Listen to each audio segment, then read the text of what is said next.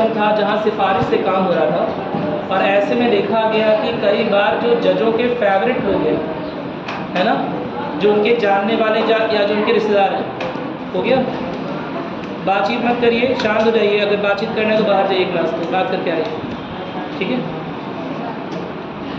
जो जानने वाले लोग हैं जजों के, है ना, अक्सर उन्हीं की सिफारिश कर दी जा रही थी। तो ऐसा देखा गया कि हालांकि काफ़ी हास्यास्पद है, केवल 10 से 12 परिवार मिलकर पूरा जजिंग सिस्टम चला रहे थे, जुडिशरी सिस्टम चला रहे थे।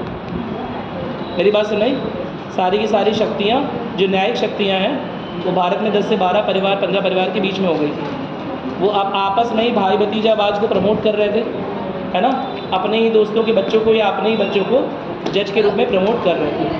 यह सिस्टम चला कलेजियम में। क्या मेरी बात सुन रही? क्योंकि वहाँ पर जजों के पास, चीफ जस्टिस जो होते हैं, मुख्य न्यायाधीश होते हैं, उनके पास एकाधिकार है कि वो अगले जज कौन से होंगे, कौन से चीफ जस्टिस हाई कोर्ट से प्रमोट होकर सुप्रीम कोर्ट जाएंगे, है ना, वह उस पर विवेकाधीन शक्तियों से कोई निर्णय ले सकते हैं और बिना कोई एक्सप्लेनेशन, बिना कोई विवरण दिए, बिना कोई ब्यौरा दिए। प्रेसिडेंट की सहमति होती है, बस समझ लो। प्रेसिडेंट की सहमति वैसे ही जैसे कैबिनेट की सहमति है, तो मतलब आप कैबिनेट बैठा उसकी सहमति मान। यह बात सही है, प्रेसिडेंट की सहमति से, क्योंकि जजों की नियुक्ति तो प्रेसिडेंट ही करता है।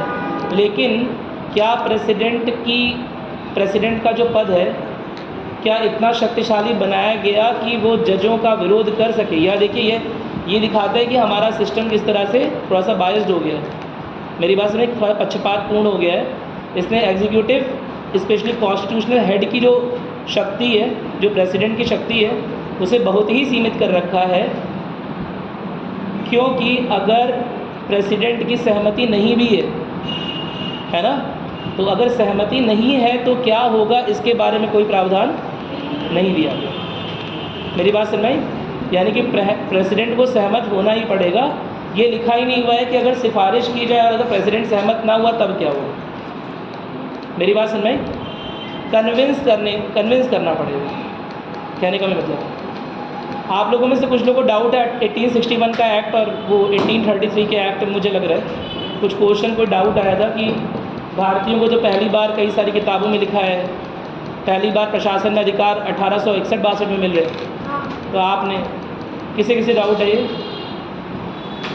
डाउट नहीं है, इसका मतलब चेक नहीं किया। डाउट तो होना चाहिए। हाँ, भारतीयों को प्रशासन में अधिकार देने का जो प्रावधान है वो 1833 में ही आ गया था, ठीक है। आप मुझे ये नहीं बताएंगे सर गूगल पे ये लिखा है। गूगल खुद नहीं लिखता है। गूगल क्या करता है, 4, 5, 6, 10 जो सोर्स होते हैं उसकी नॉलेज को शेयर कर रहा होता है। अब उसमें अगर पहले टेक्स्ट बुक या कोई ऐसा सोर्स है ना, जिसका स्तर यूपीएससी इतना नहीं है, तो उसका आंसर हो जाएगा 1861 का हो जाएगा आंसर। समझा? सेम क्वेश्चन अगर रेलवे में पूछा जा रहा है, किसी छोटी भर्ती में पूछा जा रहा है, तो इसका आंसर उन्होंने 1861 माना भी है। लेकिन आयोग ने, उत्तर प्रदेश लोक सेवा आयोग ने और यूपीएससी ने, है ना, संघ लोक सेवा आयोग ने इसका आंसर क्या माना है, 1833 का एक्ट माना है। और आप किसकी तैयारी कर रहे हैं यहाँ पर, यूपीएससी या पीसीएस की तैयारी कर रहे हैं, इसीलिए हम उसी आंसर को सही मानेंगे जो लोक सेवा आयोग बोले, है ना।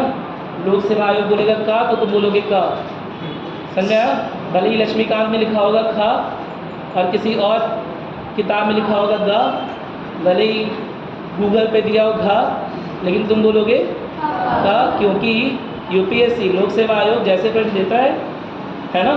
मैंने कितनी बार बता दिया कि इस देश के जो सबसे बेहतरीन दिमाग हैं, या सेकंड बेहतरीन मान लीजिए, ठीक है, दूसरे नंबर के सबसे बेहतरीन दिमाग है, वो भी सबसे बेहतरीन ही होंगे ऑफ कोर्स।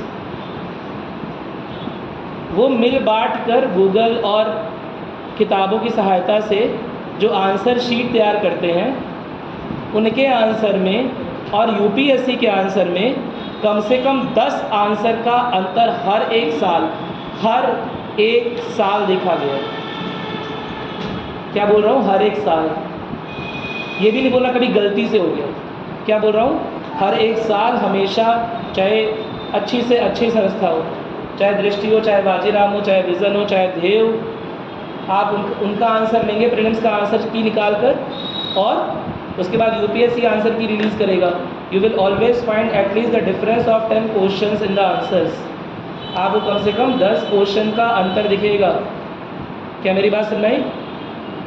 आप सोच लीजिए, देश के सबसे बेहतरीन दिमाग किताबें खोल कर बैठे हैं, उनके पास गूगल भी बाहर अवेलेबल है। समझे? आप समझिए तो आप किस परीक्षा की तैयारी कर रहे हैं। मैंने आते ही बोला कि इस परीक्षा की तैयारी करने के लिए एक मंत्र समझ लीजिए कि जो लिखा है एनसीईआरटी या जो गवर्नमेंट ने दिया है, पहले दिन यही बताया था ना, और जब पहले दिन की क्लास मिस कर दोगे तो कैसे समझ आएगा कुछ। जो एनसीईआरटी ने दिया है और जो गवर्नमेंट डॉक्यूमेंट में लिखा है उसी को हम अंतिम सत्य मान के चलेंगे। क्या मेरी बात सुन रही? अगर एनसीईआरटी में कहीं गलती से भी लिखा है कि धरती चपटी है, तो आज से हमारी धरती चपटी है। मेरी बात, मुझे नहीं पता कैसे, लेकिन अगर लिखा है तो वही सत्य रहेगा, बस बात खत्म। यूपीएससी के लिए वही सत्य है। गवर्नमेंट जो डेटा दे रही होती है वही पूछती है। बहुत सिंपल सी बात बता रहा हूँ, मैंने मजाक में बोला, प्लीज़ अब ये मत कहना कि आप धरती चपटी पढ़ा रहे हैं, लेकिन मैंने मजाक में बोला, ये बात समझ लो। एनसीईआरटी में जो कहा तुम जानते हो कि ऐसा नहीं है, फिर भी तुम उसके अगेंस्ट में नहीं जाओगे। मेरी बात सुन नहीं? गवर्नमेंट का एग्ज़ाम है ना, वो भी गवर्नमेंट पे हायर अथॉरिटी का एग्ज़ाम है, प्रशासनिक सेवा का एग्ज़ाम है, तो गवर्नमेंट जो डेटा देगी उसी डेटा में से पूछेगी। स्पेशली यूपीएससी वही से पूछेगी। पीसीएस में भी कुछ लोकल चीज़ें ले लेते हैं, लोकल ऑथर्स की किताब लेते हैं, रीजनल ऑथर्स की किताब प्रेफर कर देते हैं, प्राइवेट पब्लिकेशन जिसे बोलते हो, प्राइवेट पब्लिकेशन की किताब प्रेफर कर देते हैं कभी भी। लेकिन यूपीएससी तो भैया एनसीईआरटी और गवर्नमेंट डॉक्यूमेंट को ही मानेगा, वही मानता है, वही मानेगा। मेरी बात सुन रही? गवर्नमेंट ने बोला विमुद्रीकरण मील का पत्थर साबित हुआ है देश की अर्थव्यवस्था को आगे ले जाने में। तुम बोलोगे हाँ सर, हाँ सर। मेरी बात सुन रही कि नहीं है?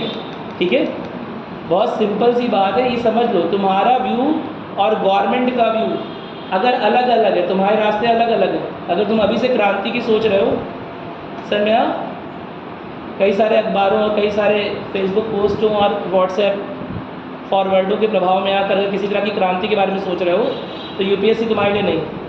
तुम्हारा व्यू और गवर्नमेंट का व्यू क्या होना चाहिए? एक होना चाहिए।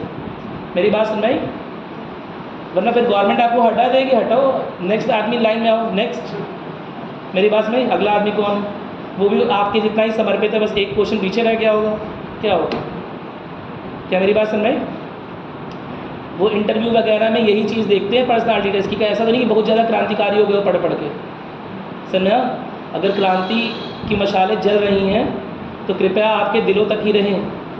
सर भगत सिंह मत बन जाइए, अभी बन जाइएगा, आगे मौका मिलेगा तो शाह फैज़ल ही बन जाइएगा, अरविंद केजरीवाल ही बन जाइएगा, किरण बेदी बन जाइएगा, लेकिन जब मौका मिलेगा तब। मेरी बात सुने, अभी तो नहीं मौका मिल रहा ना, अभी तो उस प्लेटफॉर्म पे पहुंच रहा है जहाँ ये सब बन सकते हैं। मेरी बात सुने, सुभाष चंद्र बोस की कितनी रैंक आई थी ऑल इंडिया, पता है? ऑल इंडिया उन्होंने सिविल सर्विस का एग्ज़ाम दिया था यूपीएससी का, कितनी रैंक आई थी सुभाष चंद्र बोस? चौथी रैंक आई थी। लेकिन उन्हें हम लोग जानते हैं, और बाकी जो टॉप 3 है उन्हें जानते हैं क्या? नहीं जानते। लेकिन तब हाँ क्या वो नहीं, वो तो बाद में नेता था। जब उन्होंने पहले बंगाल से एग्ज़ाम दिया, ठीक है, यूपीएससी का, उनकी all India rank 4th 5th आई थी, कुछ 4th 5th रैंक थी उनकी।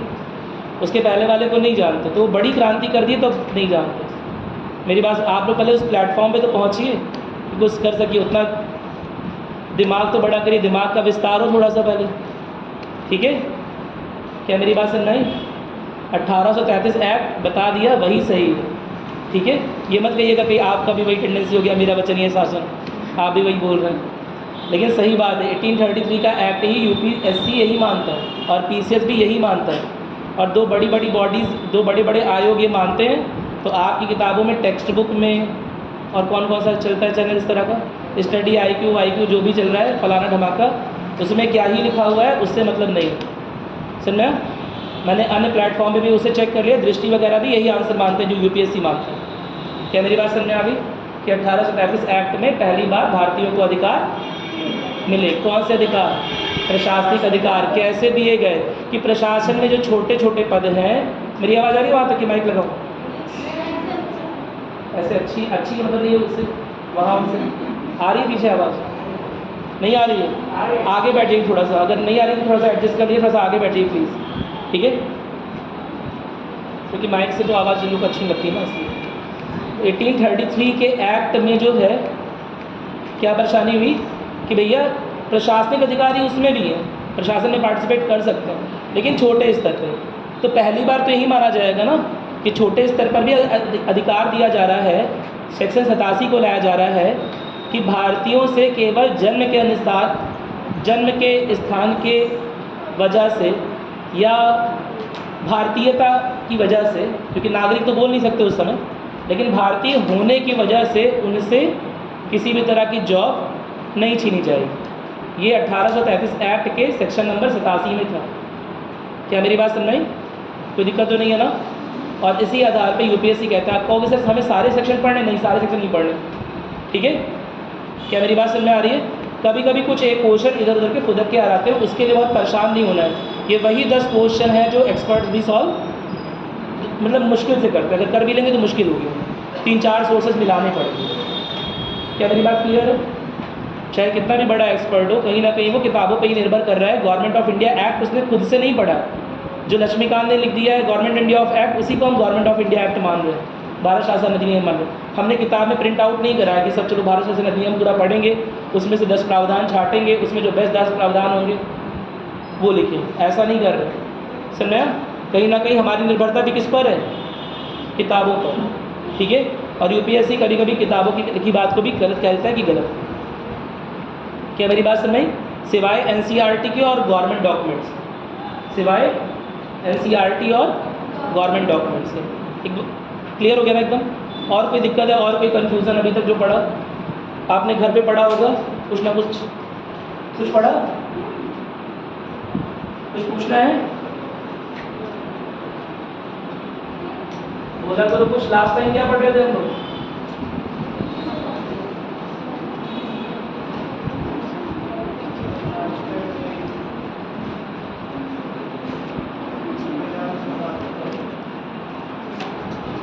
लास्ट टाइम क्या पढ़ रहे थे बताओ? संविधान सभा के बारे में पढ़ रहे थे। कुछ लिखना लिखा था? कुछ लिखा था कि नहीं लिखा था? क्या लिखा था संविधान सभा के बारे में? कैबिनेट मिशन वाली बात लिखी थी?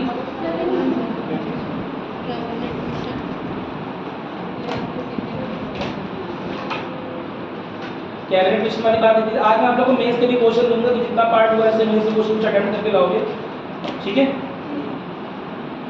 चलो इसे स्टार्ट करने से पहले थोड़ा समझते हैं, है ना? बस पहले बेसिक अंडरस्टैंडिंग डेवलप होती है, फिलॉसफी की बात करने जा रहे हैं।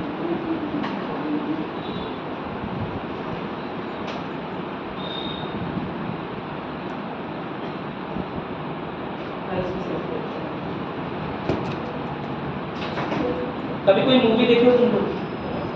आपको क्या लगता है किसी मूवी को देखने में सबसे पहली चीज़ क्या लगती है? किसी भी मूवी को देखने जाते हो सिनेमा हॉल में तो सबसे पहली चीज़ क्या लगती है? अच्छा छोड़ो, टिकट तो लगता ही है। किसी मूवी को बनने में, जब मूवी बनती होगी कोई सिनेमा हॉल में, सबसे पहले क्या आइडिया आता होगा? सबसे पहले क्या स्टोरी आती है दिमाग में? सबसे पहले जैसे लेट अस सपोज आज हम लोग कोई मूवी बनाने वाले, लेट अस सपोज, है ना? आपके यहाँ भी कुछ हुआ ही है इंसिडेंट, है ना? वेब सीरीज़ बनने लायक कुछ इंसिडेंट हुआ है, सुनने में आया मुझे, ठीक है? तो बताइए एक मूवी बनाने वाले हैं, सबसे पहले क्या डिसाइड होता है उसमें? किस चीज़ पर बनाएंगे? Very good. और क्या क्या चाहिए होगा? स्टोरी कोई बोल रहा है, स्टोरी ठीक है, स्क्रिप्ट और बजट भी सही है, चलो और लोग चाहिए होंगे। सबसे पहली चीज़ क्या चाहिए होगी? लोग, वो स्टोरी, सबसे पहले स्टोरी चाहिए होगी। लेट अस सपोज हम लोग कोई मूवी बनाने वाले हैं, सबसे पहले किस बारे में ध्यान देंगे? तब दिमाग लगाओ। अगर स्टोरी नहीं समझ में आ रही है, समझ लो कोई किताब लिखने वाले, कोई किताब लिखने वाले हम लोग मिलकर सबसे पहले किस बात पर ध्यान देंगे? किस चीज़ पे लिखना है? हाँ, उसकी थीम, ठीक है? उसकी थीम क्या होगी? किस चीज़ पर लिखना है, ठीक है? उसकी थीम क्या होने वाली है वो चीज़ लिखेंगे कि वो जो स्टोरी लिखने वाले हैं, ये जो मूवी बनाने वाले हैं, वो कॉमेडी की होगी, हॉरर की होगी, थ्रिल होगी, सस्पेंस होगी, क्या होगा। क्या मेरी बात समझ में? तो सबसे पहले डिसाइड करते हैं उसका थीम कि उसमें क्या मटेरियल रखें। उसके बाद किस पे जाते हैं? सेकेंड चीज़, थीम बताओगे तो स्टोरी पर, स्क्रिप्ट, यही तो करते हैं। और स्टोरी के बाद क्या करते हैं? अगर स्टोरी बना ली, उसके बाद क्या करते हैं?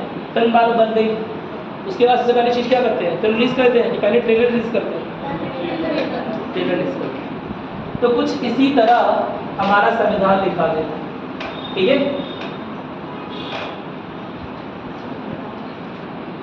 मूवी हमें बनानी थी, मेरी बात समझ में आ रही है? यानी कि संविधान लिखने का काम था हमारे पास। सबसे पहले हमने डिसाइड किया कि हमारा संविधान जो लिखा जाएगा उसके मूल उद्देश्य क्या होंगे, उसके आदर्श क्या होंगे, उसमें कौन से दर्शन निहित होंगे। क्या मेरी बात समझ में आई? क्या मेरी बात क्लियर है? वो सारी चीज़ें जो संविधान के बुनियादी दर्शन में लिखी गई, बात नहीं करिए, ठीक है। वो कौन सी चीज़ें हुई? जो ऑब्जेक्टिव रिजोल्यूशन के नाम से जानी गई, जिसे प्रेजेंट किया था जवाहरलाल नेहरू ने। किस नाम से? हिंदी में बोलते हैं उद्देश्य। क्या मेरी हिंदी की राइटिंग पढ़ पा रहे हैं आपको?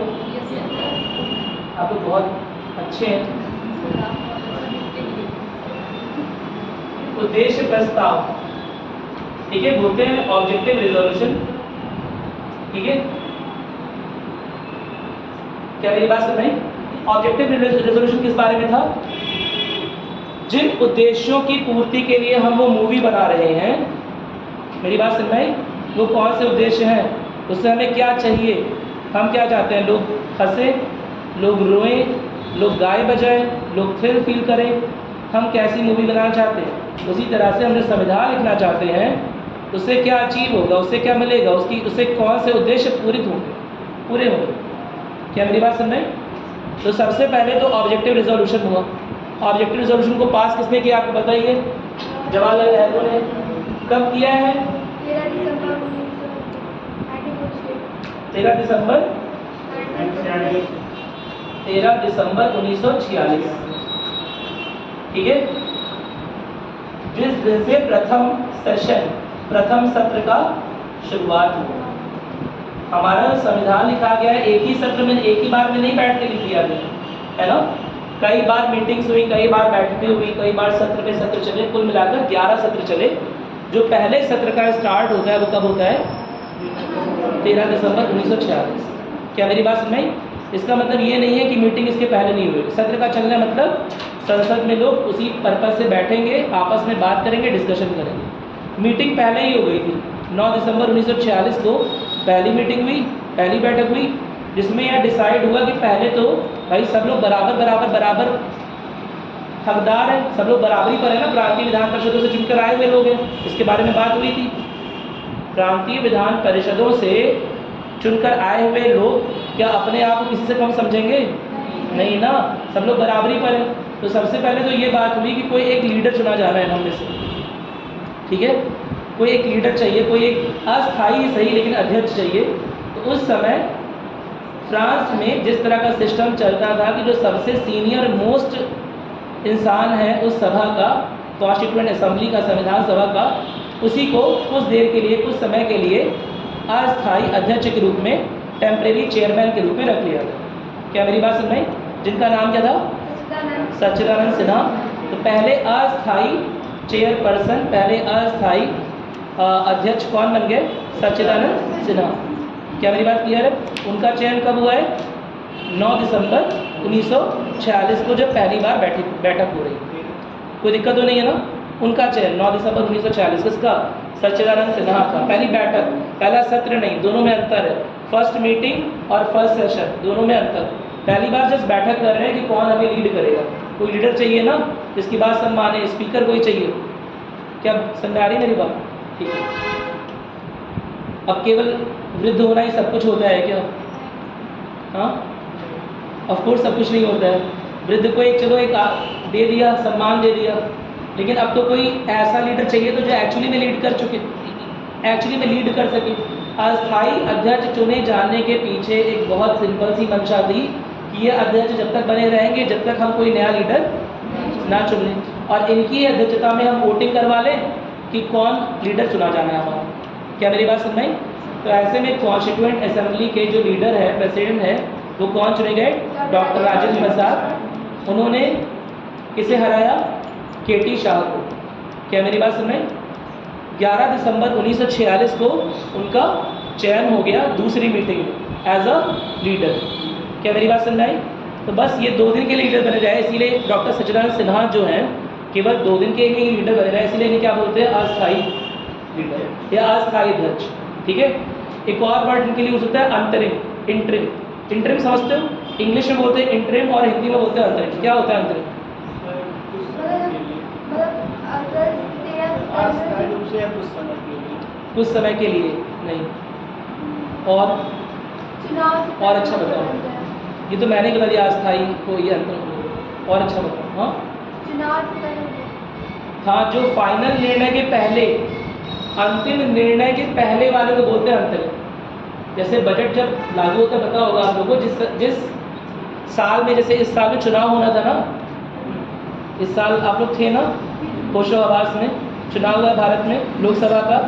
तो ये बताइए, चुनाव तो बाद में हुआ है, अप्रैल मई, है ना, और बजट कब आता है?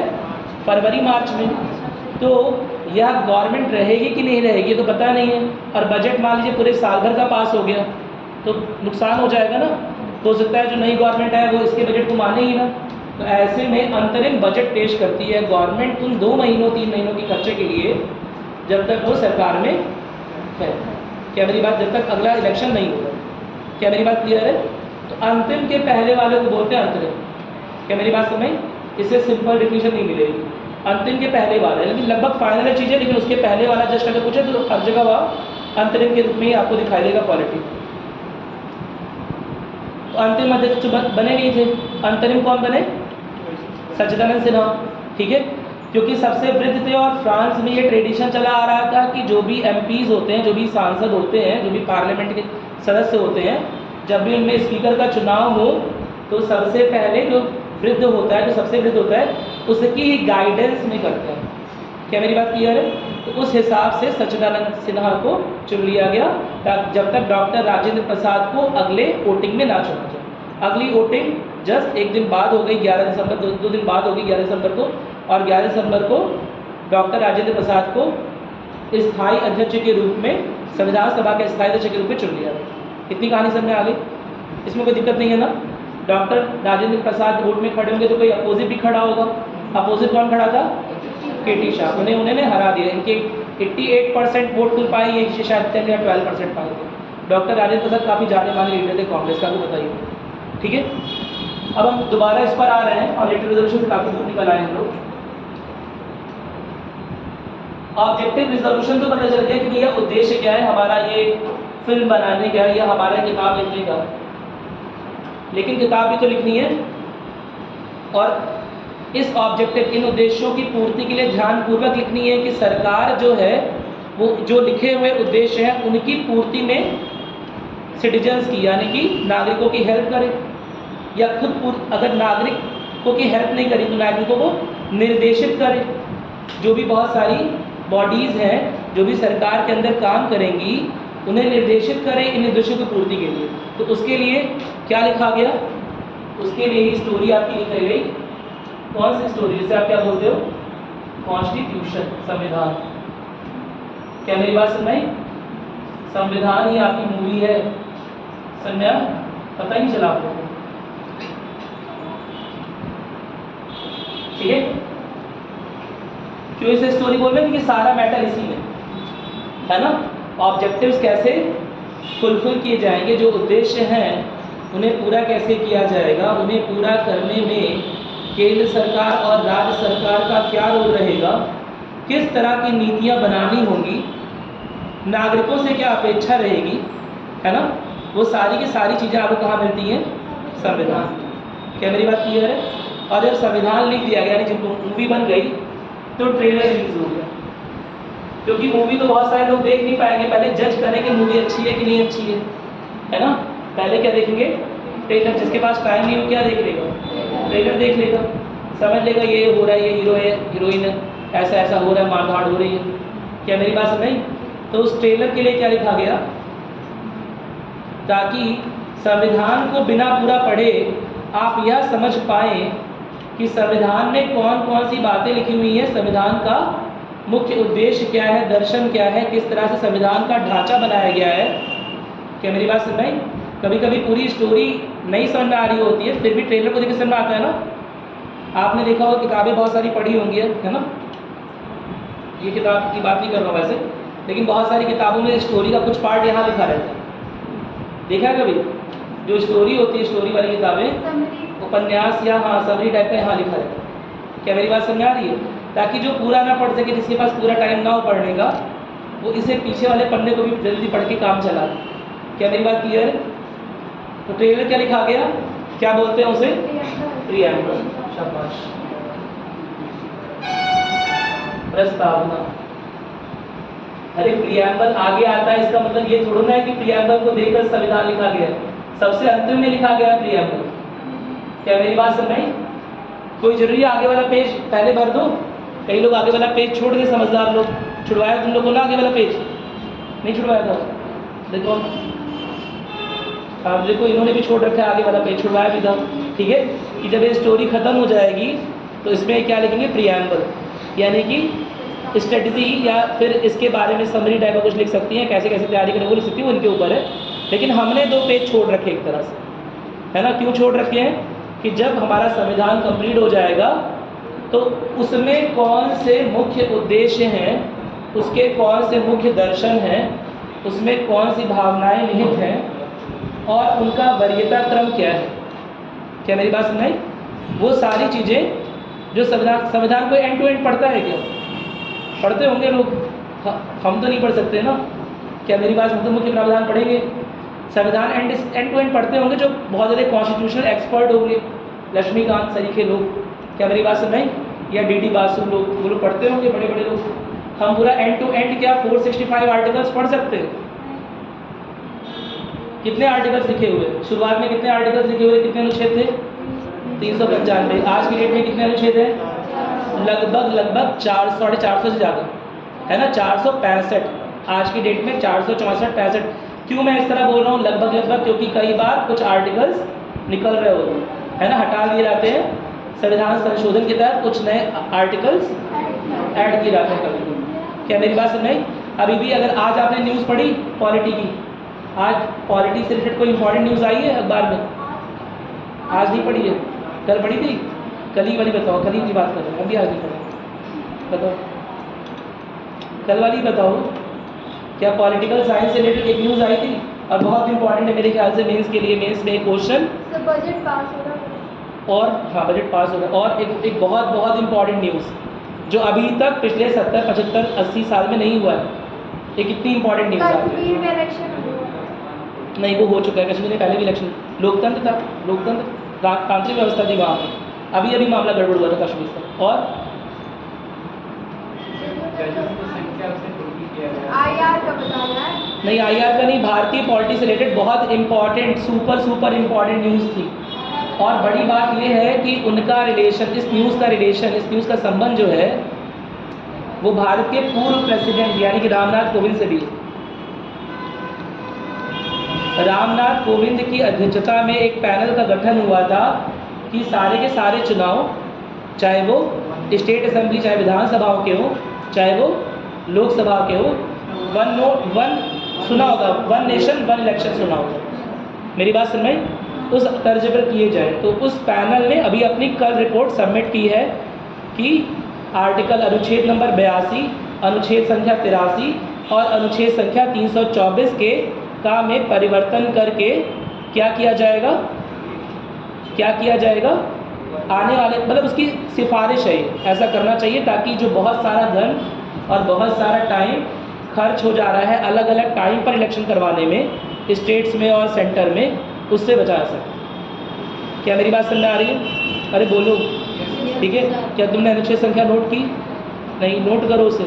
कौन सा अनुच्छेद संख्या बोला है मैंने? 82, 83 और 324। का पार्ट 324 क्लॉज 1, ठीक है। इस पैनल का अध्यक्ष कौन था? भारत के पूर्व राष्ट्रपति कौन थे? रामनाथ कोविंद। उन्होंने एक रिपोर्ट सबमिट की है, उन्हें एक पैनल का हेड बनाया गया था इस बारे में रिपोर्ट सबमिट करने के लिए कि क्या भारत जैसे बड़े देश में पॉसिबल है और करवाना चाहिए। तो उनकी रिपोर्ट ने दिया है कि हाँ करवाना चाहिए। क्या मेरी बात समझ? वन नेशन वन इलेक्शन होना चाहिए। क्या मेरी बात समझ में आ गई? और कोई दिक्कत तो नहीं है ना? ठीक है, थोड़ा सा पढ़ते रहो, ये सब चीज़ें रिलेट करते चलो एक साथ। ये नहीं सोचो कि जब कोर्स खत्म हो जाएगा तब हम अखबार खोलेंगे, है ना, तब साथ ही साथ अखबार पढ़ेंगे, ऐसा नहीं होता यूपीएससी। आपका ग्रेजुएशन का या बोर्ड का एग्ज़ाम नहीं है ये कि कोर्स पूरा खत्म हो जाएगा तब ऐसा करेंगे, तब रिवाइज करेंगे। तब रिवाइज करने बैठोगे तब आधी चीज़ 90% चीज़ उड़ चुकी होगी, तब कुछ नहीं याद आएगा, तब फिर दोबारा पढ़ना पड़ेगा। क्या मेरी बात समझ में आ रही है? ठीक है, हम दोबारा आ रहे हैं। कौन सी मूवी हमने बनाई? संविधान। के भारत का स्टेट बोल सकते हो, इंडियन स्टेट, भारतीय गणराज्य की स्थापना करता है संविधान। इसकी भारतीय गणराज्य की स्थापना करने में मुख्य योगदान किसका है? संविधान का। संविधान के पहले हमने क्या बनाया? उद्देश्य प्रस्ताव कि वो संविधान किस दिशा में जाएगा डिसाइड करेंगे ना, जॉनर डिसाइड करेंगे। कुछ भी नहीं लिख देंगे जो मन में आएगा। मेरी बात सुन रहे कि मन में कुछ आ गया किसी भी क्रम में वैसे लिख दिया, ऐसा नहीं है। संविधान में अनुच्छेदों का भी एक बड़े का क्रम है। कई बार सुप्रीम कोर्ट जब अपने डिसीजन में संविधान के अलग अलग अनुच्छेदों में विरोधाभास बातें देख रही होती है तो जो पहले अनुच्छेद आ रहा होता है उसे वरीयता देती है, जो बाद में अनुच्छेद आ रहा है उसकी वरीयता कम होती है। क्या मेरी बात समझ आ रही है? अरे बोलो। ठीक है, ठीक है। तो लिखा गया प्रीएम्बल, यानी प्रीएम्बल बेसिकली क्या है? एक तरह का जस्ट उन लोगों के लिए है जो पूरी तरह से संविधान पढ़ ना सकते, है ना। प्रीएम्बल एक प्रस्तावना है, एक ट्रेलर है उन लोगों के लिए जो मूवी पूरी तरह से देख ना सके। क्या मेरी बात समझ में आ गई? कैसे बना लिया? आगे बढ़े, क्योंकि कई बार कंफ्यूजन होती है कि पहले पेज पर है तो पहले प्रस्तावना लिखा गया। नहीं, पहले प्रस्तावना नहीं लिखा गया, पहले ऑब्जेक्टिव रिजर्वेशन लिखा गया, उसके बेसिस पे संविधान लिखा गया और सबसे अंत में क्या लिखा गया है? प्रस्तावना। क्या मेरी बात समझ में? तुम लोगों ने वो वाला ऐड देखा है, वर वधू चाहिए वाला? कभी निकलता है उसमें, न्यूज़ पेपर में निकलता है, वर चाहिए वधू चाहिए, नहीं देखा है ना? आने वाले वर्षों में तुम्हें शायद देखना पड़े। समझ में? तो नॉर्मल सी बात क्यों बता रहा हूँ, उसमें जो ऐड देखोगे तो उसमें क्या लिखा रहता है? क्या वर के बारे में सारी जानकारी होती है या वधू के बारे में सारी जानकारी होती है? वधू बदमाशी करती है घर में अपने, है, या वर बदमाशी करता है, दोस्तों के साथ दिन भर घूमता है, क्या लिखा रहता है उसमें? सब अच्छी अच्छी बातें लिखी होती हैं, क्योंकि सारी बातें तो लिख नहीं सकते कि लड़के ने इस दिन ये किया, उस दिन वो किया, है ना, बाहर आके दोस्तों के साथ घूमा, ये सब लिख सकता है क्या? क्या हर एक दिन की एक्टिविटी लिख सकती है? नहीं। तो क्या लिखा रहता है? Main point. हाँ देखो, है ना, मेन पॉइंट, मुख्य, जिसने देखा होगा वो जानता होगा, मुख्य बिंदु लिखा रहता है। कभी देखा तो होगा ही, ऐसे ही नजर चली आता है। मेरी बात सुनें, मुख्य बिंदु क्या लिखा रहता है? 5 फीट 7 इंच, 5 फीट 8 इंच, है ना, यहाँ पर कार्य, फलानी कंपनी में कार्य, फलाना पैसा, ऐसा घर बार, ये वो लिखा रहता है ना। क्या मेरी बात सुनें? क्या उससे पूरी तरह से तो नहीं, लेकिन कुछ एक तरह से थोड़ा सा उस वर के बारे में या वधू के बारे में जानकारी मिल जाती है। क्या मेरी बात सुन रहे? अरे बोलो। पूरी तरह से तो नहीं, क्योंकि मुस्कुराहट बहुत आ रही है ना। पूरी तरह से तो नहीं, लेकिन कुछ एक जानकारी तो मिल जाती है, मोटी जानकारी मिल जाती है। क्या मेरी बात सुन रही? अरे बोलो। एक छोटा सा बायोडेटा टाइप का होता है ना, एक छोटा सा बायोडेटा टाइप का होता है। कॉन्स्टिट्यूशन का बायोडेटा क्या है? वो जो ऊपर लगा हुआ क्या है? वो प्रस्तावना। क्या मेरी बात सुन रही? It is just a biodata of the Constitution because all values, all things which Constitution represents, वो सारे मूल्य, वो सारे दर्शन, वो सारी चीज़ें, वो सारी भावनाएं, समझ रहे हो ना, जो संविधान के अंदर निहित है, उसे एक पन्ने पर उतारना बड़ा कठिन है। आपने अपनी ज़िंदगी में क्या क्या किया, या लेट अस सपोज बात करते हैं, है ना, किसी वर ने किसी वधू ने अपनी लाइफ में क्या क्या किया, यह पूरी समरी लेना बड़ा कठिन है। क्या मेरी बात सुन भाई? इसीलिए आसान के लिए क्या करते हैं, एक बायोडाटा लिख देते हैं कि ऐसा ऐसा है, क्लास फर्स्ट में फर्स्ट आए थे, मेरी बात सुन रहे हैं कि नहीं है, क्लास सेकंड में सेकंड, क्लास थर्ड में थर्ड, ठीक है, ऐसे ही करते गए। इस तरह की कुछ बातें लिख देते है ना, मेन पॉइंट लिख देते, कहने का ये मतलब है, जिससे अगर सारी चीज़ें ना पता चल जाए चल पाए, फिर भी कुछ मुख्य बिंदु हमारे पास रहें। कुछ वही है, कुछ वही काम है प्रियम्बल का प्रस्तावना। क्या मेरी बात सुन भाई? या संविधान का ऊपरी रूप से एक प्रतिबिंब बनाता है कि संविधान बेसिकली है। क्या मेरी बात क्लियर है? इसमें जो वैल्यूज़ लिखी हैं, केवल संविधान में उतने ही वैल्यूज़ नहीं है, उतने ही मूल्य नहीं है। संविधान में बहुत सारे मूल्य, बहुत सारे दर्शन, लेकिन सारे मूल्यों को और सारे दर्शन को और सारी भावनाओं को क्या एक पन्ने पर रिप्रेजेंट किया जा सकता है? नहीं किया जा सकता। समझ गए तुम लोग, है ना? अच्छे समझ गए, ठीक है। उसी तरह से प्रस्तावना में केवल जो मुख्य बिंदु है वो चीज़ लिखी हुई है संविधान। समझ में आगे? इसमें कोई दिक्कत तो नहीं है ना? लिख लो यहाँ पर इससे। अपने शब्दों में लिखो, एग्जाम में लिखी मत आना, ठीक है, लेकिन याद रहे, कॉन्सेप्ट बना रहे, इसलिए मैं ऐसा लिखवा रहा हूँ तुम्हें। अदरवाइज जिंदगी भर लोग कंफ्यूज रहते हैं, सच बता रहा हूँ, पूरी जिंदगी बीत जाती है, यही नहीं समझ पाते कि प्रस्तावना प्रमुख है या संविधान। अब यह बताओ, तुम प्रमुख हो या तुम्हारा बायोडेटा? तुम प्रमुख है, तुम्हारा बायोडेटा? हाँ, तुम्हारा बायोडेटा प्रमुख है, तुम प्रमुख तो तुम ही हो ना। बायोडेटा से आदमी शादी कर रहा है, समझ जाओ ना। प्रमुखता किसकी है? हमारी है। मेरी बात में बायोडेटा में लिखवाया हुआ है कि ये पढ़ लिया, वो पढ़ लिया, ये डिग्री है ना, CCC ओ लेवल, कहाँ से कौन सी डिग्री आई है, भगवानी वाली। क्या मेरी बात में बायोडेटा में बहुत कुछ लिखा हुआ है, लेकिन क्या सच में वो चीज़ है कि नहीं है, इसे देखने के लिए, इसे समझने के लिए संविधान पूरा पढ़ना पड़ेगा, समझना पड़ेगा, आदमी से मिलना पड़ेगा। और कई बार ऐसा भी हो सकता है कि इंसान के अंदर बहुत सारी खूबियाँ, बहुत सारे मूल्य, बहुत सारे दर्शन, लेकिन क्या सारे के सारे दर्शन, क्या सारे के सारे मूल्य, समझ आओ ना, उसकी सारे के सारे जो अच्छी चीज़ें हैं, जो अच्छी बातें हैं, उसकी जो नैतिकता है, क्या वो केवल एक पन्ने में समेटी जा सकती है? नहीं। तो तुम लोग ये भी समझ गए यह कितना कठिन काम रहा होगा पूरे के पूरे संविधान को एक प्रस्तावना के रूप में लिखना। और इसीलिए बहुत सारी बातें होने के बावजूद कुछ इंपॉर्टेंट बातें मिसिंग हुई। क्या मेरी बात सुने? क्योंकि अगर सारी बातें लिखने के अंदर आ जाएंगे तो प्रस्तावना ही एक अलग संविधान बन जाएगी। सारी बातें लिखी तो प्रस्तावना संविधान बन जाएगी, बन जाएगी क्यों बन जाएगी? बहुत सिंपल सी बात, ठीक है। इतना समझ में आ गया? तो ये बात इसलिए बताई तुम्हें मैंने कि ताकि तुम लोग समझ पाओ कि प्रियम्बल पहले नहीं लिखा गया। कई बार लगता है कि प्रियम्बल पहले लिख दिया गया, नहीं, प्रियम्बल बाद में लिखा गया, प्रस्तावना बाद में लिखी गई।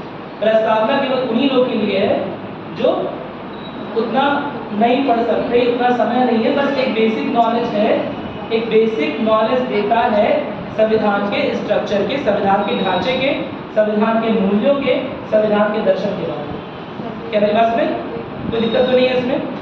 और कभी कभी इंपॉर्टेंस क्या है इसकी, इसके बारे में हम आगे भी पढ़ेंगे, 2-4 केस पढ़ेंगे, प्रियम्बल में 2-4 केस हुए, ठीक है, कि क्या ये संविधान का भाग है कि नहीं। अगर संविधान का भाग है तो क्या इसमें एडिटिंग हो सकती है? आपने शायद पढ़ा होगा, थोड़े लोगों ने पॉलिटिकल साइंस में पढ़ा होगा कुछ हद तक, कि आर्टिकल 368 अनुच्छेद 368 के तहत संविधान के किसी भाग को 3 प्रकार से चेंज कर सकते हैं। कौन कौन से 3 प्रकार से? मॉडिफिकेशन, एडिशन और डिलीशन। मैट थ्योरी बोलता हूँ सिर्फ, मैट समझते हो ना, ठीक है।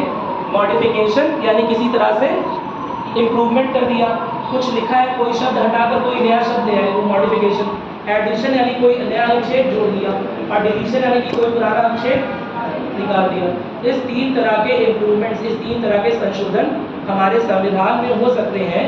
लेकिन जब इसी तरह का संशोधन प्रस्तावना में किया गया या किया जाने लगा तो बात उठी कि क्या संविधान का अंग है प्रस्तावना, या संविधान कहाँ से शुरू होता है, या किताब कहाँ से शुरू होती है, यहाँ से शुरू होती है या यहाँ से शुरू होती है। मेरी बात समझ?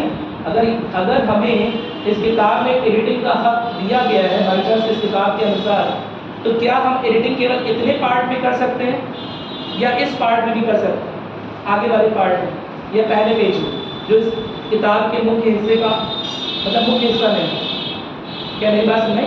यहाँ से एक प्रश्न विवाद के रूप में उठा, उसके बारे में कुछ केस भी हम पढ़ेंगे, लेकिन अंततः डिसीजन ये हुआ कि प्रस्तावना को संविधान का अंग नहीं माना गया, लेकिन फिर भी इसमें कुछ बदलाव किए जा सकते। क्या मेरी बात समझ?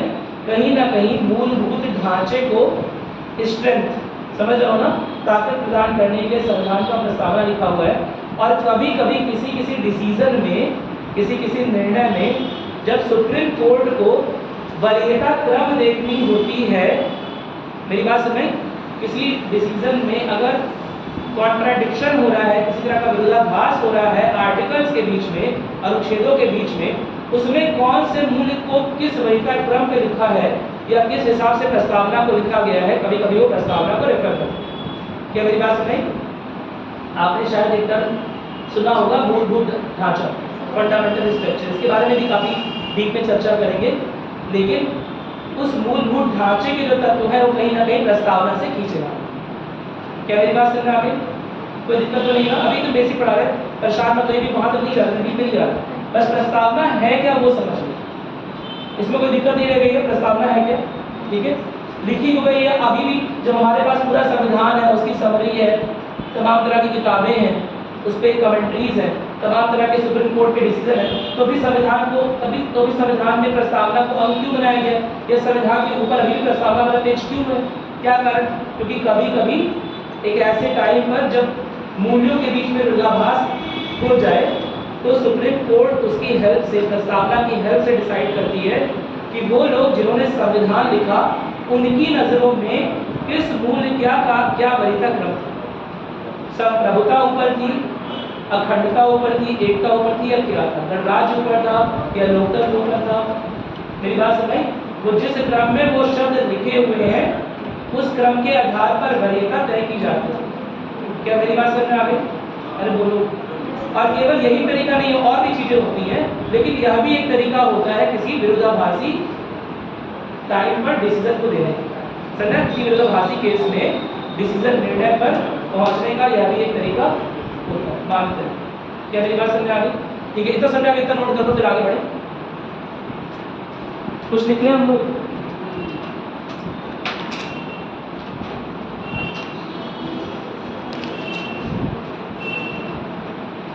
ठीक है, ऑब्जेक्टिव रिजोल्यूशन यानी कि जो उद्देश्य प्रस्ताव है, उसका मुख्य उद्देश्य क्या है?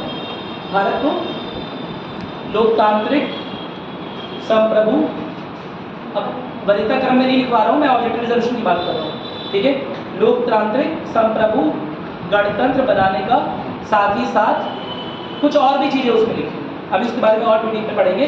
कुछ और भी चीज़ें लिखी है कि विश्व में शांति कैसे स्थापित, उसमें भारत का क्या रोल होना चाहिए, भारत के संविधान को लिखने क्या महत्व, क्यों लिखा जा रहा है, किन लोगों के लिए लिखा जा रहा है ना, जो माइनॉरिटीज़ हैं, जो अल्पसंख्यक हैं हमारे देश में, उन पर जिस तरह के अत्याचार हुए हैं, उस पे जो अत्याचार हुए हैं उन्हें कैसे ये संविधान सेफ गार्ड करेगा, कैसे बचाएगा कि दोबारा वैसा ना हो, ठीक है।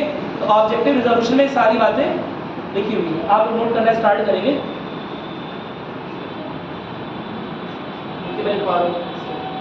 अच्छा, मैंने हिंदी इंग्लिश वाला कुछ कर लिया है कि मैंने हिंदी इंग्लिश दोनों के नोट्स बना लिए हैं, ठीक है। थोड़ा सा टाइम देखो, आप लोग को इंग्लिश वालों को इंग्लिश के नोट्स इसी में मिल जाएंगे, ठीक है।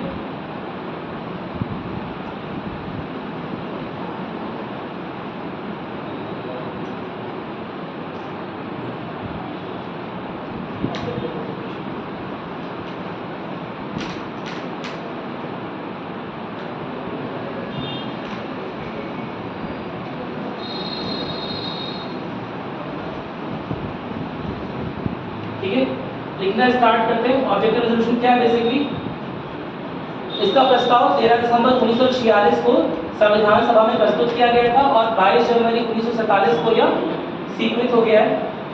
ठीक है, इंग्लिश वालों को दिखाई दे रहा है कि छोटा हो गया? दिखाई दे रहा है आप लोगों को? लिखिएगा ऑब्जेक्टिव रेजोल्यूशन के बारे में, जैसे उद्देश्य प्रस्ताव के बारे में लिखिए। यह प्रस्ताव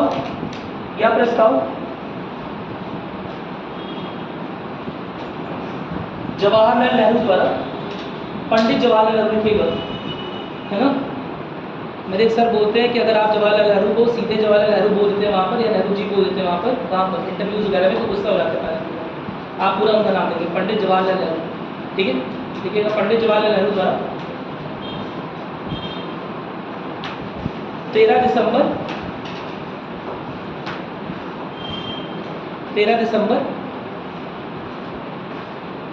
1946 को प्रस्तुत किया गया और इसे स्वीकृत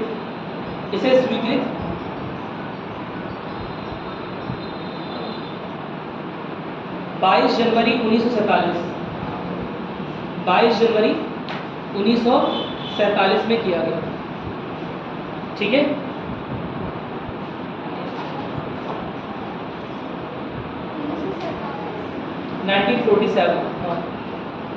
दिसंबर था ना, तो दिसंबर के बाद क्या आएगा दोबारा से? जनवरी 1946 आ जाएगा। हाँ, क्या है 1947 ही आएगा। लिखा 22 जनवरी 1947 में किया, वो स्वीकृत हुआ। मैंने आपको क्या बता दिया कि ऑब्जेक्टिव रेजोल्यूशन जो है वो संविधान की प्रस्तावना का, संविधान का आधार बना, है ना। जो बेसिक मूल्य किस चीज़ पे रहेगा वो थीम बताया ना, कि जैसे किसी मूवी में या किसी क्या लिखते हुए, किसी बुक को लिखते हुए हम थीम पर फोकस करते हैं कि उस बुक का उद्देश्य क्या होना चाहिए, तो ऑब्जेक्टिव रिजोल्यूशन उसी तरह उद्देश्य है। क्या मेरी बात समझ में आ गई? ऑब्जेक्टिव रिजोल्यूशन संविधान को लिखने के पहले वाले उद्देश्य थे कि वो जो काम करने जा रहे हैं, जो संविधान लिखने जा रहे हैं, उससे कौन से उद्देश्यों की पूर्ति करवानी है।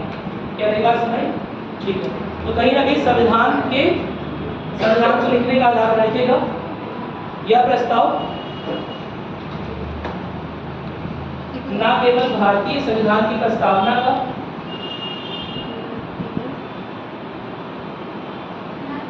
न केवल भारतीय संविधान की प्रस्तावना का, साथ ही साथ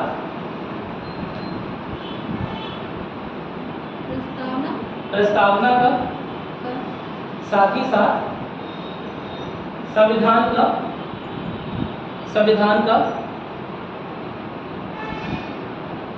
मुख्य आधार बना। ठीक है, कोई दिक्कत तो नहीं है? थोड़ा सा छोटे, आप लोग ये फॉन्ट दिखाई दे रहा है पीछे तक, इससे बड़ा लिखेगा, दिखाई दे रहा है? इंग्लिश वाले कितने लोग हैं इसमें? है कोई? एक चलो, अब उद्देश्य प्रस्ताव के मुख्य बिंदु कौन से हैं, ठीक है, उसके बारे में बात करेंगे। आप एक बार जल्दी से कॉन्स्टिट्यूशन का प्रीएम्बल पढ़ो। आगे सबसे पहले वर्ड क्या लिखा हुआ है? सॉवरेन, यानी कि संप्रभुता। मैं बोल रहा हूँ 3 दिन से कि मुख्यतः लड़ाई किस चीज़ की थी? संप्रभुता स्थापित करने की थी। वो लोग क्या आपसे कम पढ़े लिखे थे? क्या आपसे क्या गुजरे थे? हाँ बोल दो कभी। हाँ, हमसे क्या गुजरे? हम पर अगर अत्याचार कर हमसे क्या गुजरे थे भाई? हंसी बोलते नहीं, अपने आप एकदम नीचे कर रही है। नहीं, हमसे क्या गुजरे नहीं, हमसे क्या गुजरे रहे होंगे, लेकिन हमसे कम पढ़े लिखे नहीं थे। क्या मेरी बात सुनाई? और हमसे कम कल्चर वाले भी नहीं, सिविलाइज थे। क्या मेरी बात? सिविलाइज कहाँ भी थी, लोकतांत्रिक अधिकार वहाँ भी बना हुआ था। फिर उन्हें क्यों हटाया?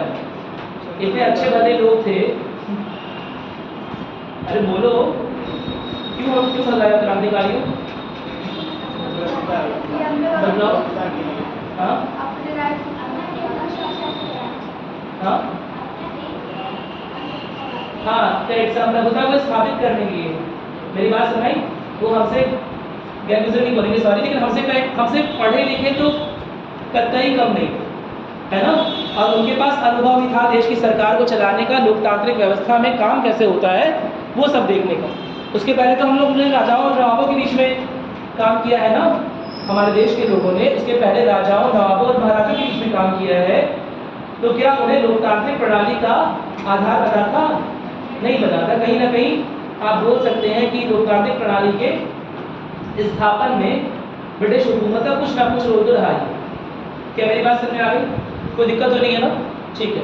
तो मेन लड़ाई किसकी थी? वो लोकतांत्रिक भी हैं, समझदार भी हैं, हमारे पर प्रचार कर रहे हैं ज़रूर, लेकिन सिविलाइज्ड हैं।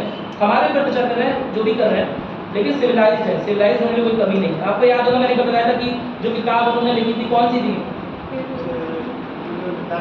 हाँ, कौन सी किताब लिखी थी? Polity and British rule in India या on British rule in India? On British rule in India. क्यों अन ब्रिटिश रूल? वहाँ तो ब्रिटिश रूल चल रहा था। क्यों लिखी थी? जो किताब का नाम है वो तो लिखा है polity and on British rule in India, और लिखी किसके खिलाफ है? ब्रिटिशर्स के खिलाफ लिखी है। अन ब्रिटिश रूल लिखा, ब्रिटिश रूल इन इंडिया लिखना चाहिए था ना। हाँ, कुछ ऐसे कह सकते हो कि ब्रिटिश अपने यहाँ पर जो शासन चला रहे थे वो तो बहुत नियम कायदे कानून से चला रहे थे, लेकिन हमारे यहाँ जो शासन है वो ठीक तरह के नियम कायदे कानून से नहीं चला रहे। क्या मेरी बात समझ आ गई? ठीक है। तो यानी कि अच्छे रहे होंगे, है ना, लेकिन मुख्य जंग किसकी थी? संप्रभुता स्थापित करने के। इसीलिए देखो हर चीज़ को हिस्टोरिकली कनेक्ट करो तो उससे ज़्यादा आइडिया मिलेगा कि पहले वो बड़ी प्रायोरिटी ये थी कि संप्रभुता स्थापित हो भारत की, है ना। जो भारत कहने के लिए विधान परिषदों में, प्रांतीय विधान परिषदों में भारतीयों का प्रतिनिधित्व आ गया था। तुमने बहुत सारे एक्ट्स में पढ़ा, कहने के लिए बहुत सारे भारतीय प्रशासनिक अधिकारी काम कर रहे थे, सिविल सेवा में काम कर रहे थे। क्या मेरी बात में? इवन सन 1941 में भारतीय प्रशासनिक अधिकारियों की संख्या ब्रिटिश प्रशासनिक अधिकारियों से ज़्यादा हो गई थी। क्या मेरी बात समझ? सन 1941 में जो एग्ज़ाम हुआ है उसमें जो लोग चयनित हुए हैं उसके बाद हम देखते हैं लगातार इंक्रीज हो गए, भारतीय प्रशासनिक अधिकारी ज़्यादा हो गए, यूरोपीय कम होते गए, लगातार कम होते गए। क्या मेरी बात समझ? लेकिन फिर भी क्या नहीं थी? संप्रभुता नहीं थी। यानी कि सारी की सारी लड़ाई का पहला जड़ क्या था? संप्रभुता स्थापित करना। क्या मेरी बात समझ आई? तो ऑब्जेक्टिव रिजोल्यूशन वीक में पहली पॉइंट क्या होगा? संप्रभुता की स्थापना। क्या मेरी बात क्लियर है? लिखोगे उद्देश्य प्रस्ताव के मुख्य बिंदु, पहला लिखोगे संप्रभुता। मैं सोच करता हूँ पूरा पढ़ना था, एक पेज होता है संप्रभुता लिखा।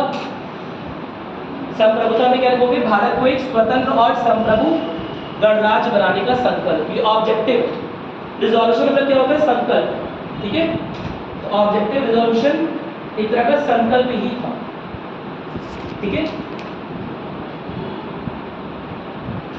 उसका हिंदी ट्रांसलेशन भले ही उद्देश्य प्रस्ताव करते हैं, लेकिन रिजोल्यूशन का क्या मतलब होता है? जो हम दृढ़ता से संकल्प लेते हैं। क्या मेरी बात समझ? तो रिजोल्यूशन यानी कि हमें यही करना है। ठीक है, तो संप्रभुता भारत को एक स्वतंत्र और संप्रभु गणराज्य बनाने का संकल्प। इंग्लिश में लिख सकते हैं sovereignty resolve to make India an independent and sovereign republic. दूसरा मुख्य बिंदु क्या है? लोकतंत्र। लोकतंत्र की स्थापना होनी चाहिए ना, यानी ज़्यादा से ज़्यादा लोगों को वोटिंग का अधिकार मिले और उनके मताधिकार या उनके अनुसार या उनके द्वारा चुनी हुई सरकार या उनके द्वारा निर्वाचित चुने हुए प्रतिनिधियों के अनुसार ही भारत की सरकार चले। यही तो होती है लोकतंत्र की स्थापना। लोकतंत्र क्या होता है? What is democracy? नहीं मत करना rule by people, rule for people, वो समझ सुना। बताओ लोकतंत्र क्या होता है?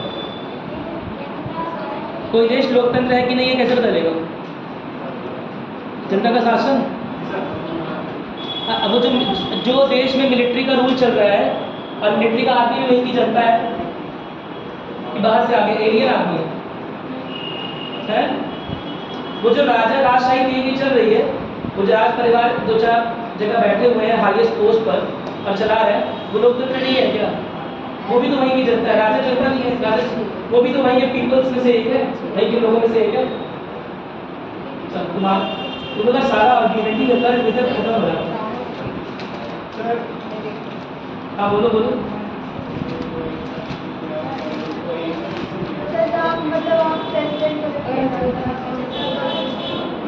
जहाँ पर निर्वाचित व्यवस्था, निर्वाचन लोकतंत्र वो लोकतंत्र देखो क्या होता है कि हम ये सब चीज़ें पढ़ते हैं ना, लोकतंत्र ये सब मूल्य समझते हो। जैसे कुछ लोग ज़्यादा दयालु होंगे, कुछ लोग कम दयालु होंगे, कुछ लोग एकदम कम दयालु होंगे, मेरी बात सुनें, लेकिन तीनों को हम क्या बोलेंगे, दयालु। क्या मेरी बात क्लियर है? तो उसी तरह से किसी कंट्री में, किसी नेशन में कहीं पर लोकतांत्रिक व्यवस्था ज़्यादा अच्छे से काम कर रही होगी, लोकतंत्र के लिए बनाई गई इकाइयाँ ज़्यादा मजबूत होंगी। क्या मेरी बात समझ आ रही है? वो ज़्यादा लोकतांत्रिक कंट्री होगी। जिन कंट्रीज़ में लोकतांत्रिक व्यवस्था के लिए बनाई गई इकाइयाँ, बनाई गई बॉडीज़ थोड़ी कम स्ट्रॉन्ग होगी, थोड़ी कम ताकतवर होगी, ठीक है, वो भी लोकतंत्र है लेकिन कम लोकतंत्र है। राजशाही नहीं है, मैं एग्जाम्पल राजशाही का नहीं दे रहा हूँ, लेकिन वो भी लोकतंत्र होंगी, भले ही वहाँ पर जो शक्तियाँ हैं लोकतंत्र की वो थोड़ी सीमित। क्या अमेरिका और भारत क्या समान लोकतंत्र है? क्या यहाँ के नागरिकों को समान लोकतांत्रिक शक्तियाँ हैं? समान लोकतंत्र है? कितने लोगों को लगता है समान लोकतंत्र है? प्रेसिडेंट को तो किया जाता है वहाँ पर डायरेक्ट इलेक्शन होता है कॉन्स्टिट्यूशन हेड का? नहीं, इनडायरेक्ट होता है। वहाँ पर प्रेसिडेंट, इन्होंने बोला, बहुत अच्छी बात बोली, हेड ऑफ द स्टेट, यानी कि सरकार का जो मुखिया है वो प्रत्यक्ष रूप से या अप्रत्यक्ष रूप से चुना जाता है? वहाँ पर, यहाँ की बात नहीं कर रहा हूँ, अप्रत्यक्ष से। अरे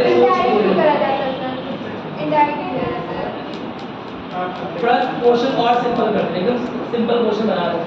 ये बताओ यूएस और वेस्ट, चलो अमेरिका का एग्जाम्पल नहीं कर रहे, क्या बोल रहे हैं, पाश्चात्य जितने भी लोकतंत्र हैं वहाँ पर लोकतंत्र ज़्यादा है, इंडिया में लोकतंत्र ज़्यादा है? इंडिया में, अरे क्या बोलूँ मैं, इंडिया में लोकतंत्र नाम मात्र है। क्या मेरी बात में, इंडिया में लोकतंत्र के नाम पर केवल 5 साल में एक बार वोट करने का अधिकार, ऐसे लोग थोड़ा बोलते हैं। 5 साल तक जो मन करे वो गवर्नमेंट करे, आपकी कोई जवाबदेही होती है, मतलब आप कुछ उसमें क्वेश्चन पूछ सकते हो क्या? हाँ, प्रोटेस्ट करोगे तो अंदर कर दिए जाओगे, जरा करो धरना एक बार, ठीक है, वहाँ के सामने। अब कोई विधायक में बैठा हो तो करो एक बार धरना लेके देखो, कहाँ जाओगे? अंदर, कहाँ, जेल में जाओगे। मेरी बात समझ में? तो बहुत सिंपल सी बात है, लोकतांत्रिक शक्तियाँ ज़्यादा मजबूत लोकतंत्र में, ज़्यादा लोगों को ज़्यादा, मतलब समझ लो ना, शक्तियों का जो विस्तार है वो मजबूत लोकतंत्र में ज़्यादा है, लोगों के पास ज़्यादा शक्ति। केवल वोटिंग राइट नहीं है, छोटे से छोटे मुद्दे को मोबाइल पे मैसेज करके बुलवाते हैं। मेरी बात से, पब्लिक रेफरेंडम का नाम सुना तुम लोगों ने? पब्लिक रेफरेंडम, छोटा सा मुद्दा हुआ, कोई छोटा सा इशू हुआ, उसमें पब्लिक वोटिंग करवा देते हैं। स्वीडन का नाम सुना है? स्वीडन में एक नर्स थी, सुना होगा आप लोगों ने शायद, अभी 5-6 साल पहले का केस है। स्वीडन में एक नर्स थी, है ना, उसे गर्भ आ गया था किसी रेपिस्ट की वजह से। क्या मेरी बात समझ आई? और उस गर्भ को खत्म करना था, तो अब 5 महीने या 4 महीने बाद अगर खत्म करते हैं तो आपकी लाइफ भी क्या हो सकती है, डेंजर, खतरे में हो सकती है। क्या मेरी बात समझ आ रही है? लेकिन स्वीडन की सरकार ने क्या किया, क्योंकि उनके नियम कानून कठिन थे, इसलिए क्या किया, पब्लिक रेफरेंडम करवाया कि आप लोग किस तरह का नियम कानून चाहते हैं। अभी ब्रेक्जिट का नाम सुना तुम लोगों ने? ब्रिटेन यूरोपीय संघ से हट गया है, सुना है? ये यूरोपीय संघ का पहले सदस्य, यूरोपियन यूनियन का सदस्य था, अब वहाँ से हट गया है, ब्रेक्जिट, इस फिनोमेना को बोलते हैं ब्रेक्जिट, ठीक है। ब्रिटेन में ब्रिटेन का यूरोपियन संघ से हटना, ये केवल वहाँ के सरकार का डिसीजन नहीं था, वहाँ के लोगों से ओपन वोटिंग कराई गई इस चीज़ के लिए। मेरी बात सुनाई? पब्लिक रेफरेंडम हुआ, बाकायदे वोटिंग हुई कि आप यूरोपीय संघ का पार्ट रहना चाहते हैं या नहीं रहना चाहते। 51% लोगों ने ले लिया नहीं, हम नहीं रहना चाहते, इसलिए ब्रिटेन को हटना पड़ा। क्या आपकी सरकार हर एक मुद्दे पर, हर एक प्रश्न के लिए आप पर वोटिंग लाइन खोलती है या कहती है कौन बताओ, यस या नो? है आप घर में कितने घंटे बिजली चाहिए, 24 घंटे या 18 घंटे? हाँ या ना करके बताओ। ऑप्शन ए दबाई होते हैं उसमें, हिंदी भाषा के लिए एक दबाइए, है ना, फॉर इंग्लिश +2। ऐसे कभी सरकार को कॉल करवाती है आपके पास? नहीं करवाती ना, या वोटिंग करवाती है? नहीं करवाती। तो ऐसे लोकतंत्र जो है वो सीमित लोकतंत्र होते हैं। आप अपने लिए बहुत बड़े लोकतांत्रिक देश होंगे, लेकिन यूरोपीय देशों की तुलना में हमारा लोकतंत्र बड़ा कमजोर है, क्योंकि लोकतंत्र के नाम पर जो शक्तियाँ आपको दी गई हैं वो बहुत चुनाव के निर्वाचन 5 साल में एक बार आपको अपनी शक्ति मिल जाती है, उसी में खुश रहते हो। क्या मेरी बात नहीं? और ऊपर से इतने सारे लोग हैं कि पता ही नहीं चल रहा कि तुम्हारा वोट कहाँ गया, कहाँ चला गया, खत्म हो गया, पता ही नहीं चला। क्या मेरी बात सुने? लोकतंत्र के नाम पर हमें जो शक्तियां मिली है वो क्या है? चुनाव करने का अधिकार, या हर एक डिसीजन में आप पार्टिसिपेट करते हो। क्या आपसे पूछा गया था कि विमुद्रीकरण किया जाए या ना किया जाए? किसके पास मैसेज आया था बताओ? किसी के पास मैसेज नहीं आया था ना? अगर किसी के पास आया होगा तो वो देखो तो जेल जाना पड़ेगा, क्योंकि गवर्नमेंट यहाँ पर नहीं करवाती, किसी एक से नहीं करवाएगी। अगर किसी एक से पूछ रहे हैं, है ना, भले वो कॉन्स्टिट्यूशनल हेड क्यों ना हो, लेकिन किसी एक को भी अगर खबर कर गई कि विमुद्रीकरण होने वाला है और सबको नहीं पता है, इसका मतलब आपका बराबरी का अधिकार नहीं है, जो आगे लोकतांत्रिक शक्ति होगी। क्या मेरी बात समझ आ रही जो मैं बोल रहा हूँ?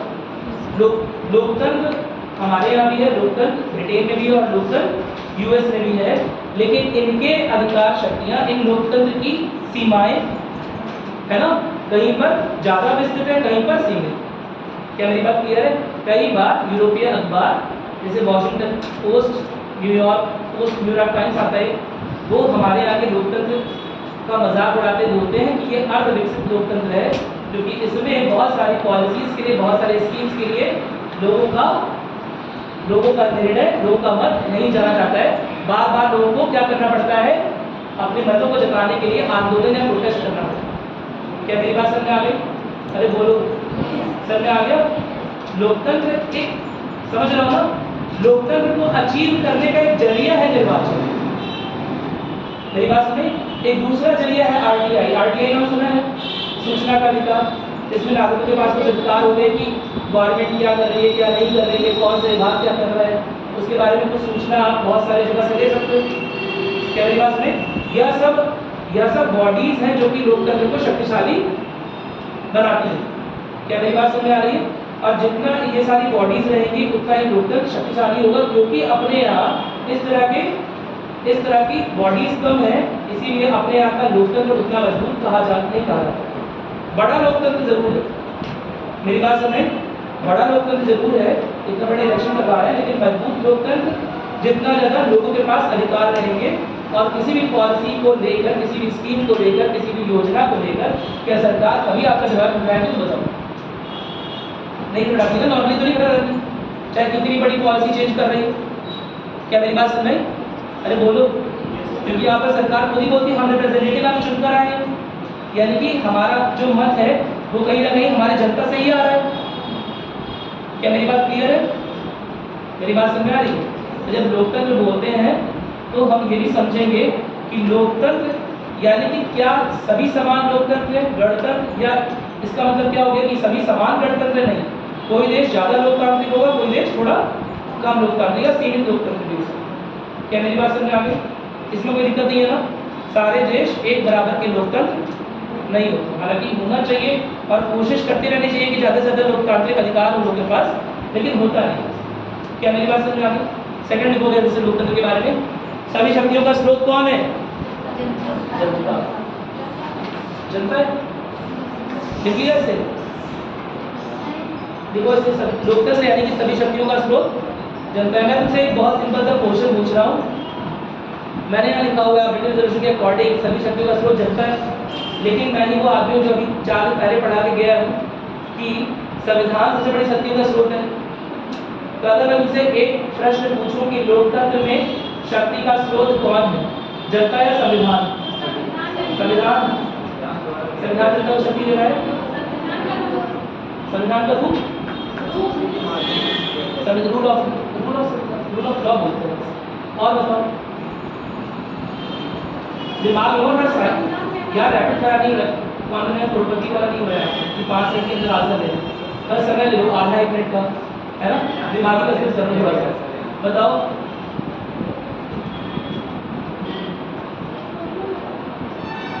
कुछ बोलो भाई।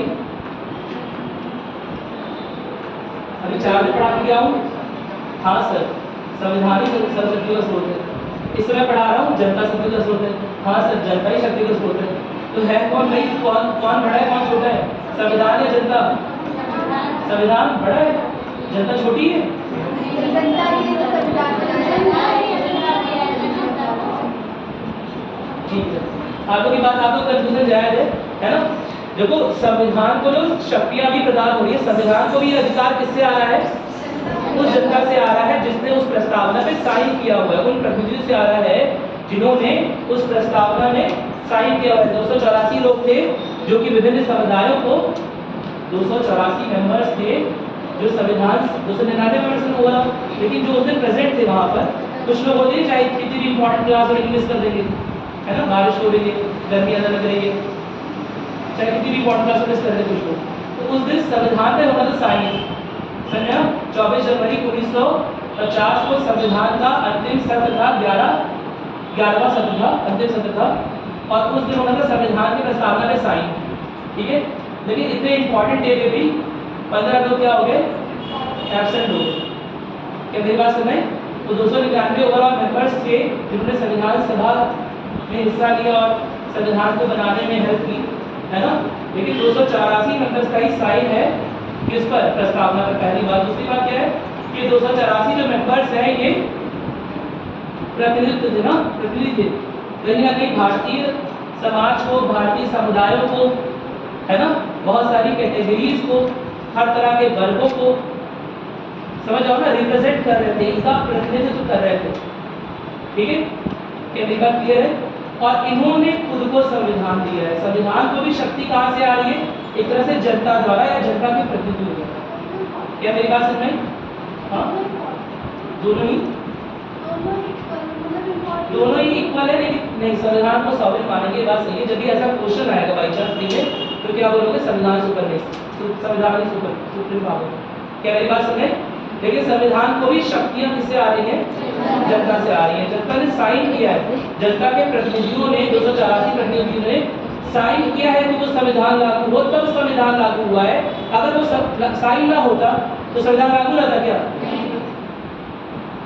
अगर वो साइन ना होता 284 लोगों का प्रस्तावना के ऊपर कि यह संविधान हम लोग खुद को दे रहे हैं और लागू हो जाएगा 26 जनवरी 1950 से, तो वो लागू नहीं हो पाता। इसलिए वो रहता है कि जनता के पास सोल्यूशन। क्या मेरी बात सुन रहे हैं? ऐसा क्वेश्चन नहीं आएगा, ऐसा क्वेश्चन क्लास में पूछ रहा हूँ, ऐसा क्वेश्चन नहीं आएगा। अगर आएगा, अगर संविधान लिखा है तो संविधान।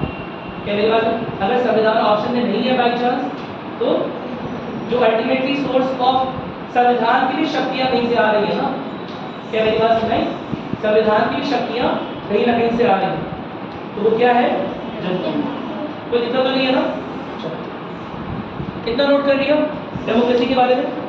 फिर नोट करोगे तीसरा बिंदु क्या है? नागरिक अधिकार, सिटीजन राइट्स। नागरिक अधिकार या मूलभूत अधिकार लिख सकते हो, सिटीजन राइट्स या फंडामेंटल राइट्स। क्या अंतर है दोनों में? नागरिक अधिकार और मूलभूत अधिकार में? इसमें बताओ मुझे, क्यों मैं सोच समझ के चेंज कर रहा हूँ वर्ड्स।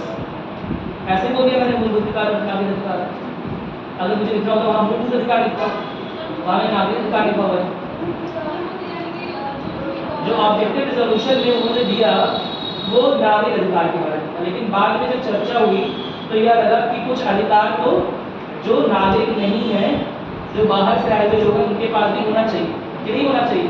कोई बाहर से आए सेलिब्रिटी आप तो बात किया तो नहीं रहा।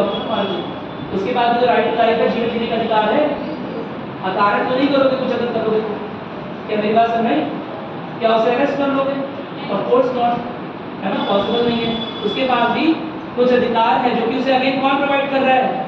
संविधान प्रोवाइड कर रहा है। जबकि ऑरिजिनल रिजोल्यूशन में किसकी बात हुई थी? नागरिक अधिकारों के बारे में बात हुई थी, लेकिन संविधान में कौन से अधिकारों की बात होती है?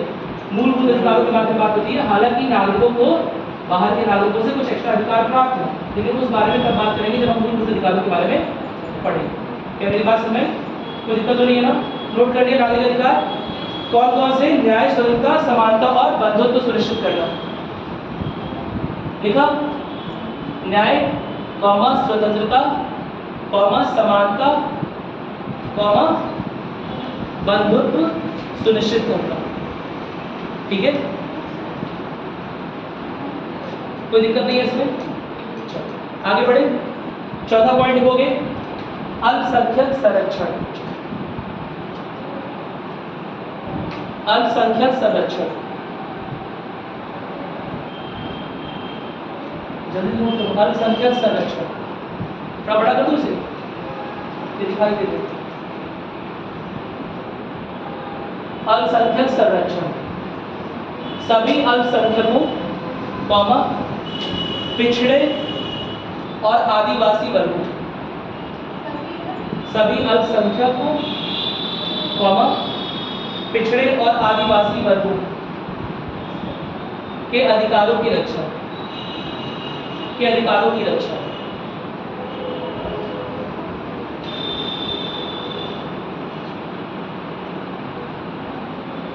लिखा? बचा बिंदु लिखेगा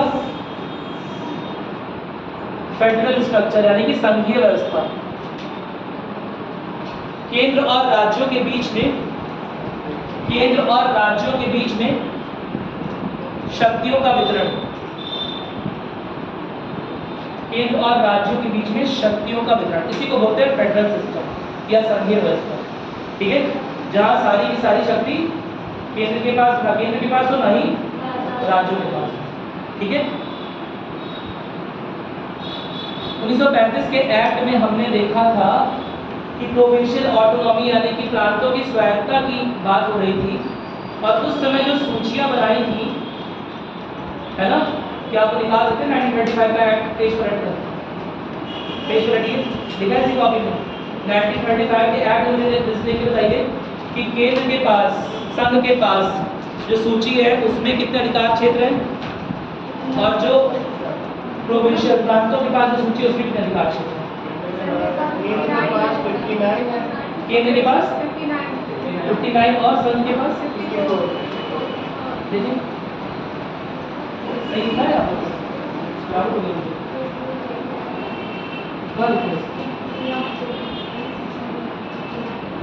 अच्छा, समवर्ती सूची में 36 है ना? प्रांतीय सूची में कितना है? 14। और समवर्ती सूची में कितना है? 36। और संघ की सूची में 59 है। ठीक है, देखिए इसमें क्या दिख रहा है हमें कि संघ की सूची और प्रांत की सूची में बहुत अंतर नहीं है। देख पा रहे हैं आप लोग? प्रांतों के पास भी अच्छे खासे अधिकार दिए हुए, जस्ट 4-5 कम है बस।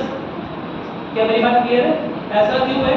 क्योंकि अगर उस हिस्टोरिकल टाइम की बात करें, अगर उस समय की बात करें, तो यह बहुत क्लियरली एविडेंट है कि उस समय भारतीय राष्ट्रीय कांग्रेस बहुत सारे आंदोलन धरने इसलिए कर रही थी प्रांतीय स्वायत्तता के, प्रोविंशियल ऑटोनॉमी के। क्या मेरी बात समझ? कि प्रांतों में जो विधान परिषद बनी है, जो विधायिकाएं बनी है प्रांतों में, उनके पास अधिकार दिए जाए ज़्यादा से ज़्यादा कि वो अपने रूल, अपने कानून, अपने प्रावधान खुद से बना सकते। क्या मेरी बात समझ में आ गई? अरे बोलो, समझ में आ गया? तो इसीलिए हम देखते हैं कि उसमें प्रांतीय सूची में भी अच्छे खासे अधिकार दिए। क्या मेरी बात क्लियर है? लेकिन अभी आगे चलकर हम जो लिस्ट बनाएंगे, है ना, हम जो समवर्ती सूची बनाएंगे और हम जो लिस्ट में डिवाइड करेंगे क्षेत्राधिकार, उसमें हम देखते हैं कि प्रांतों के अधिकार थोड़े से कम रहते हैं। क्या मेरी बात क्लियर है? कोई दिक्कत तो नहीं है ना?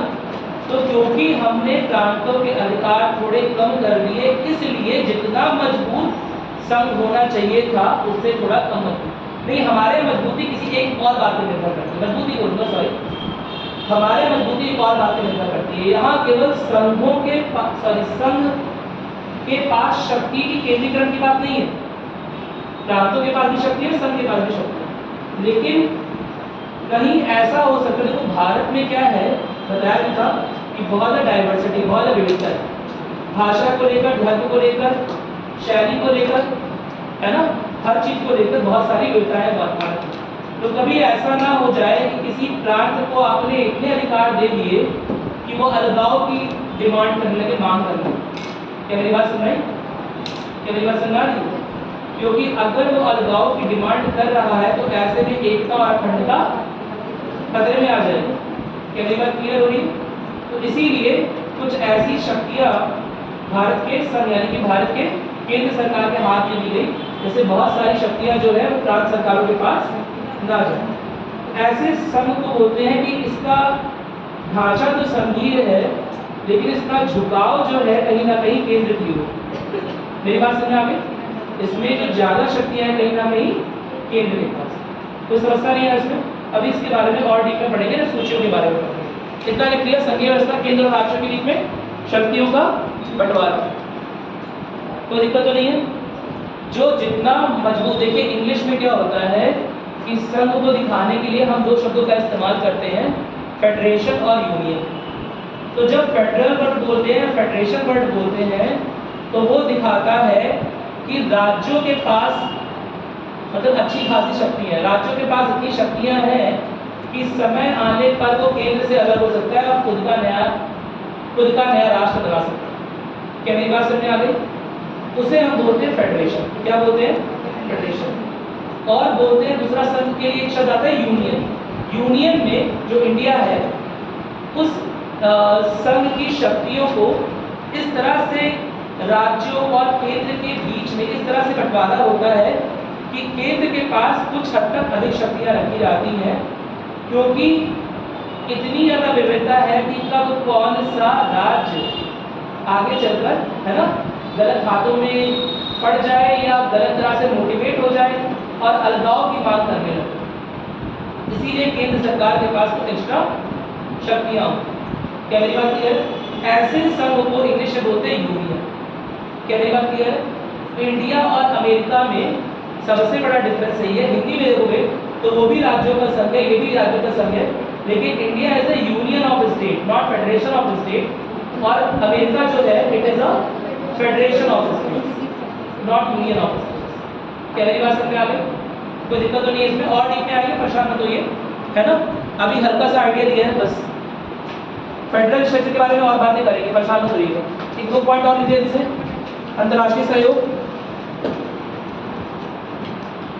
एक पॉइंट लिखिएगा अंतर्राष्ट्रीय सहयोग। विश्व शांति और कल्याण के लिए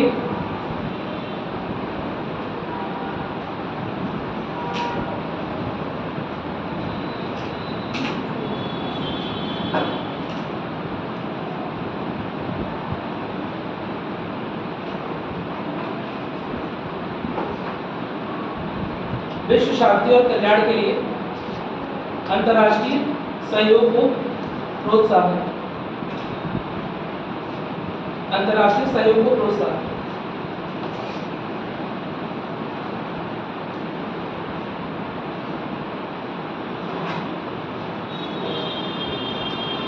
तो दिक्कत नहीं है इसमें, चलिए ठीक है। कल से मैं आपको मेल से क्वेश्चन कराऊंगा इसमें, आज थोड़ा सा समझाने का टाइम।